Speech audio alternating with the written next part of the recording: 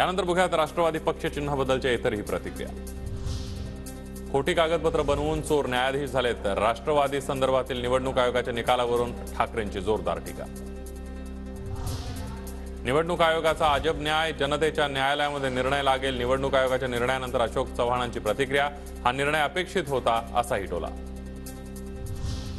आमचा पक्ष आणि चिन्ह गेलं असलं तरी जनता आमच्या सोबत, अदृश्य शक्तीने हे घडवून आणलंय।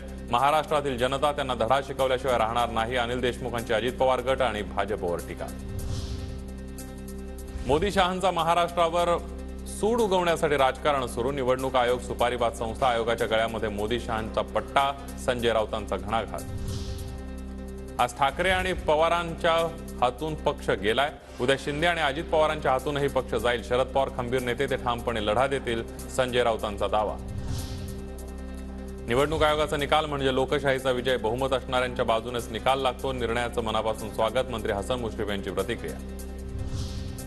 निवडणूक आयोगाच्या निकालानं लोकशाहीचं अधपतन आणि घटनेची पायमल्ली। सर्वोच्च न्यायालयानं आयोगाचा निर्णय रद्द करावा आणि पक्षांतरबंदी कायद्यामध्ये अधिक स्पष्टता आणावी, घटनातज्ञ उल्हास बापट यांचं मत। भुजामध्ये कितीही बळ आहे असं म्हटलं तरी नीतिमत्तेचे तट फोडून सत्तेसाठी घातलेला हा वळसा महाराष्ट्राला पटेल का? मनसेचा ट्विट करत अजित पवार गटाला जोरदार टोला। महाराष्ट्रातील राष्ट्रवादीच्या प्रदेश कार्यालयाबाहेर शरद पवार गटाचे कार्यकर्ते आक्रमक। निवडणूक आयोग आणि सरकार विरोधात जोरदार घोषणाबाजी, शरद पवारांसोबत राहणाऱ्या कार्यकर्त्यांचा निर्धार।